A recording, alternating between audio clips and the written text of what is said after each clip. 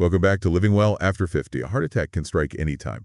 Would you know what to do if you were alone? Oh, yeah, that's a scary thought. Every second counts, and this could save your life.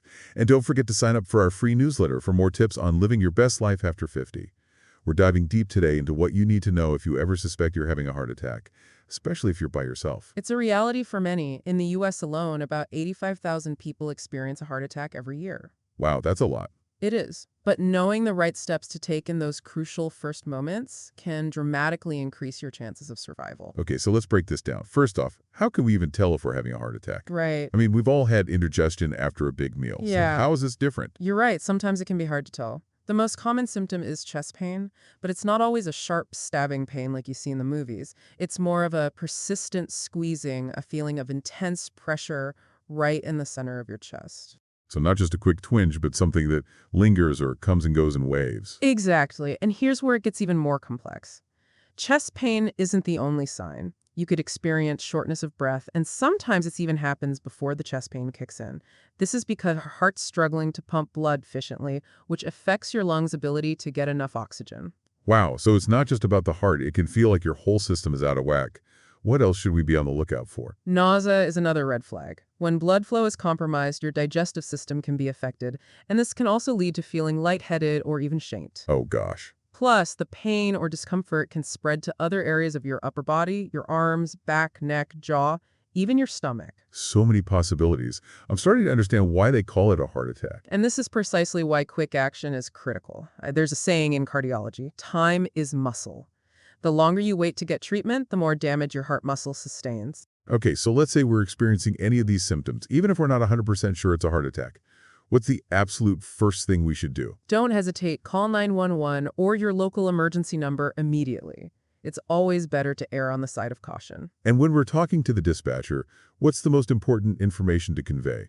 Be clear and concise. Tell them you think you're having a heart attack and describe your symptoms.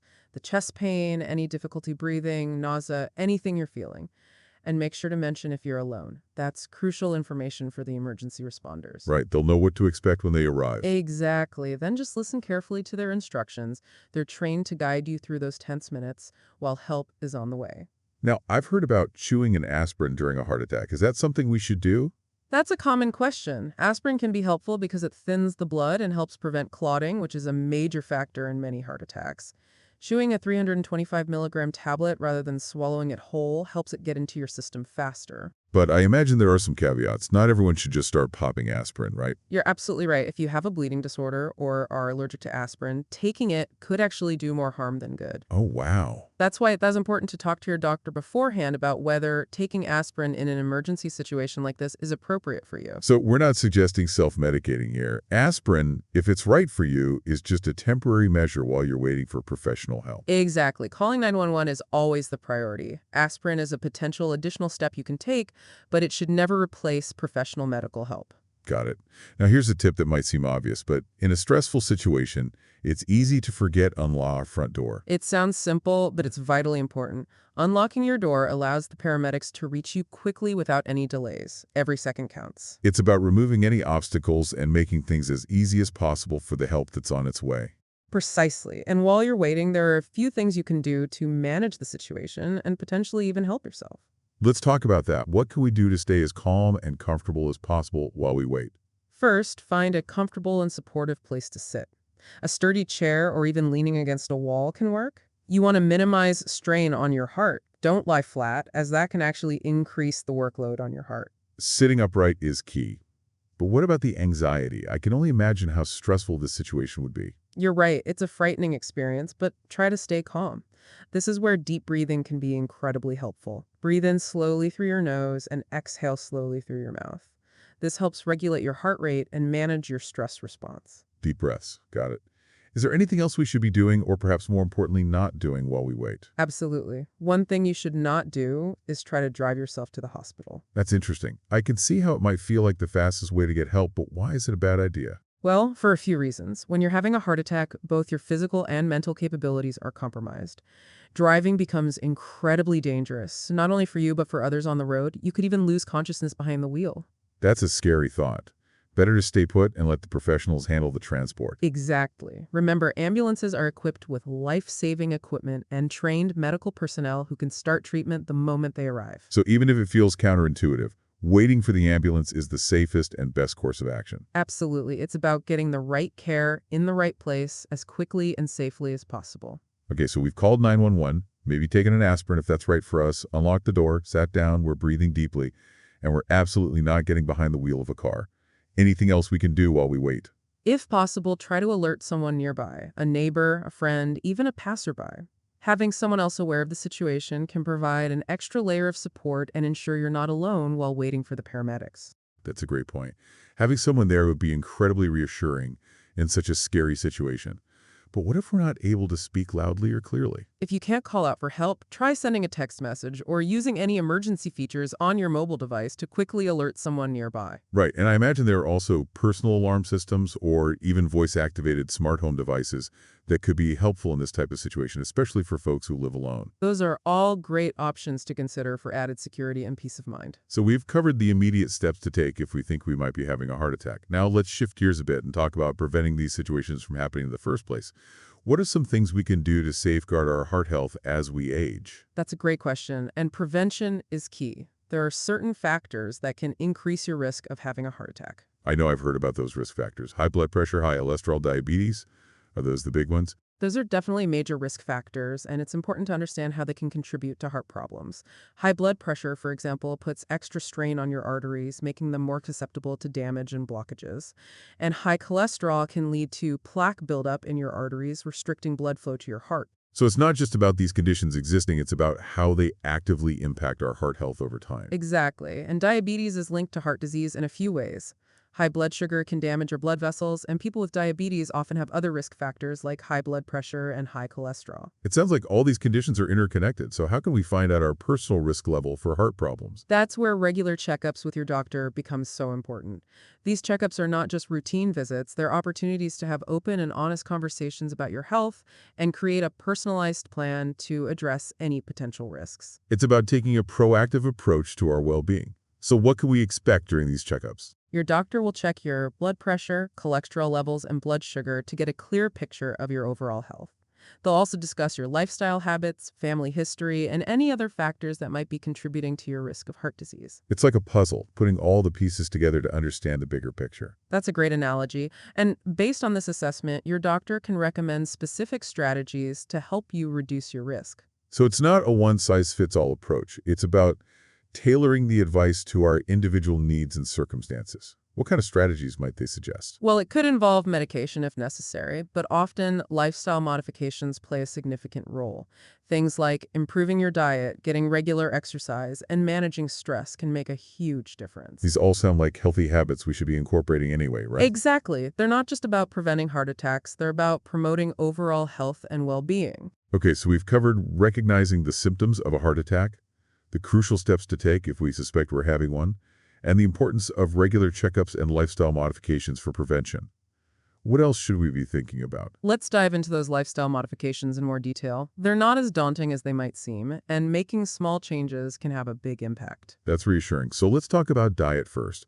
What does a heart-healthy diet actually look like? Think about colorful plates filled with fruits, vegetables, whole grains, and lean protein. These foods are packed with nutrients that support heart health and limit processed foods, sugary drinks, and unhealthy fats, which can contribute to high blood pressure, high cholesterol, and weight gain. So it's about making smart choices, choosing baked chicken over fried chicken, grabbing a piece of fruit instead of that sugary snack. Small changes add up, right? You got it. Every healthy choice you make is a step in the right direction. And don't underestimate the power of physical activity. I know, we need to get moving. But how much exercise are we talking about? Aim for at least 150 minutes of moderate intensity exercise each week. 150 minutes a week. That's doable, right? Especially if we break it down into smaller chunks throughout the week. What kind of exercise counts? Think about activities that get your heart rate up and make you breathe a little harder. Brisk walking, swimming, cycling, dancing, gardening. There are so many options. It's about finding something we enjoy and making it a regular part of our routine. Not a chore, but something we look forward to. Exactly. And if you're new to exercise, start slowly and gradually increase your activity level. Listen to your body and don't push yourself too hard, especially at first. Great advice. And I imagine managing stress is also crucial for heart health, right? especially as we navigate the ups and downs of life after 50. You're absolutely right. Chronic stress can take a toll on your heart, so finding healthy ways to manage it is essential. What are some effective stress management techniques? There are so many options. Yoga and meditation are excellent for calming the mind and body. Spending time in nature can be incredibly restorative. And don't forget about hobbies and activities you enjoy. It's about making time for ourselves, doing things that bring us joy and help us unwind. Exactly. Taking care of your mental and emotional well-being is just as important as taking care of your physical health. And if you smoke, quitting is one of the most significant things you can do to protect your heart health. Absolutely. Smoking damages your blood vessels, increases your blood pressure, and reduces the amount of oxygen your heart receives. Quitting can be challenging, but there are resources and support systems available to help you succeed. It's a journey, and taking that first step is crucial. So we've covered diet, exercise, stress management, and the importance of quitting smoking. Anything else we can do to be prepared in case of an emergency? That's a great question. In addition to the steps we've already discussed, make sure your phone is always charged and easily accessible. Keep any prescribed medications, especially emergency medications, readily available and familiarize yourself with the quickest route to the nearest hospital. So it's about being proactive, informed, and prepared.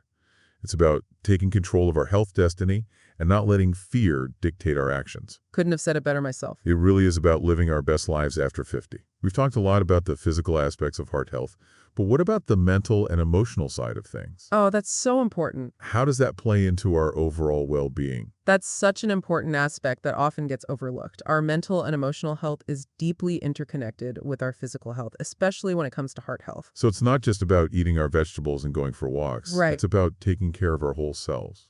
Exactly. Think about it this way. When we're stressed or anxious, our bodies release hormones like cortisol and adrenaline. These hormones can raise our blood pressure and heart rate, putting extra strain on our cardiovascular system. So chronic stress is like a constant assault on our hearts. In a way, yes. And it's not just the physiological effects. When we're stressed, we're also more likely to engage in unhealthy behaviors like overeating, smoking, or neglecting exercise, which further increases our risk of heart problems. It's a vicious cycle. Stress leads to unhealthy habits, which then contribute to more stress. So what can we do to break free from this cycle? Well, the first step is recognizing the importance of managing stress. It's not about eliminating stress entirely, which is impossible, but rather about developing healthy coping mechanisms. Okay, so what are some effective ways to manage stress, especially for those of us over 50 who might be juggling work, family, and all sorts of other responsibilities? There are so many options, and it's about finding what works best for you. Exercise is a fantastic stress reliever. It releases endorphins, which have mood-boosting effects, and it helps you sleep better, which is crucial for stress management. We've already talked about the physical benefits of exercise, but it sounds like it's a mental and emotional powerhouse too. Absolutely. And don't underestimate the power of relaxation techniques like yoga, meditation, or deep breathing exercises. These practices help calm your nervous system and promote a sense of inner peace. These are all great ideas, and I imagine spending time doing activities we enjoy is also important for stress management. You're absolutely right. Engaging in hobbies, spending time with loved ones, or simply taking some time for yourself to relax and recharge can make a world of difference. It's about prioritizing our well-being and making time for things that bring us joy. Exactly. And don't be afraid to seek professional help if you're struggling with stress or anxiety. A therapist can provide you with tools and strategies to manage your stress effectively. That's such an important reminder. There's no shame in asking for help, and it can make a huge difference in our overall health and well-being. So we've covered a lot of ground today, from recognizing the signs of a heart attack to taking preventive measures and managing stress. What are some final thoughts you want to leave our listeners with? I think the key takeaway is that knowledge is power. The more you understand about your heart health, the more empowered you are to take control and make positive changes. Don't be afraid to ask your doctor questions, advocate for your health, and prioritize your well-being. That's great advice. It's about being proactive, informed, and engaged in our health journey. Exactly. And remember, living well after 50 is about embracing this stage of life with energy, vitality, and a commitment to taking care of ourselves, both physically and emotionally. It's about making the most of every moment and living our lives to the fullest. Couldn't have put it better myself. And to our amazing listeners out there, we encourage you to share this information with your friends and family. Spreading awareness about heart health could potentially save lives. And remember to subscribe for more life-saving tips and resources from Living Well After 50. We're all in this together, folks. Let's create a community of health and well-being one step at a time. Here's a final thought for you to consider. What small changes can you make today to reduce your risk of a heart attack and feel more confident in responding to an emergency? Until next time, stay well, stay informed, and keep living your best life after 50. We've talked a lot about taking charge of our heart health, Right. but it's easy to feel overwhelmed by all the information. What's one simple action our listeners can take today to start feeling more empowered? That's a great question. It's about finding those small, manageable steps that fit into your lifestyle. Okay. Maybe you commit to taking a 20-minute walk a few times a week, or swap out that sugary afternoon snack for a piece of fruit. Those are great examples. Little changes can make a big difference over time. It's like building momentum towards a healthier lifestyle. Exactly. And don't forget the mental and emotional aspects. Maybe you try a 5-minute meditation before bed. Right. Or carve out some time each day for a hobby you enjoy. It's about finding those moments of joy and self-care that nourish our spirits and reduce stress. Absolutely. And remember, you don't have to do this alone. Talk to your doctor, connect with friends and family, and find support groups or online communities where you can share your journey and learn from others. It's about building a network of support and encouragement as we navigate this exciting chapter of life after 50. Couldn't agree more. Well, it sounds like we've covered a lot of ground today. We've learned how to recognize the signs of a heart attack, the crucial steps to take in an emergency, and the importance of prevention and a holistic approach to well-being. But before we wrap up, let's do a quick recap of those life-saving actions to take if you suspect you're having a heart attack, especially if you're alone. First, trust your instincts. If something feels wrong, don't hesitate to call for help. Right. And what are those key warning signs we should be aware of? Remember, it's not always the dramatic Hollywood heart attack. Yeah. You might experience chest pain, shortness of breath, nausea, or discomfort in your upper body. These symptoms can vary from person to person, so don't downplay any unusual sensations. So if we experience any of those symptoms, what's the first and most important step? Call 911 or your local emergency number immediately. Every second counts. And while we're waiting for the paramedics to arrive, If your doctor has previously advised you to do so, hew a 325 milligram aspirin. okay, It can help thin your blood and potentially reduce damage to your heart. then what? Unlock your front door to give the paramedics easy access. Find a comfortable place to sit and stay calm. Practice deep breathing to regulate your heart rate and manage stress. And remember, under no circumstances should you try to drive yourself to the hospital. Those are all crucial reminders. It's amazing how those simple actions can potentially make a life-saving difference. Absolutely. And if possible, try to alert someone nearby, a neighbor, friend, or passerby for added support and peace of mind. We've covered a lot of vital information today, and we hope our listeners feel more informed and empowered to take charge of their heart health. But remember, this is just the beginning of the conversation. We encourage you to continue learning, asking questions, and taking steps to live your best life after 50. You've got this. And don't forget to sign up for our free newsletter for more tips and insights on living well after 50. You can find the link in the show notes. We're looking forward to connecting with you there. Thanks for joining us on this deep dive into heart health. Until next time, stay well, stay informed, and keep living your best life after 50.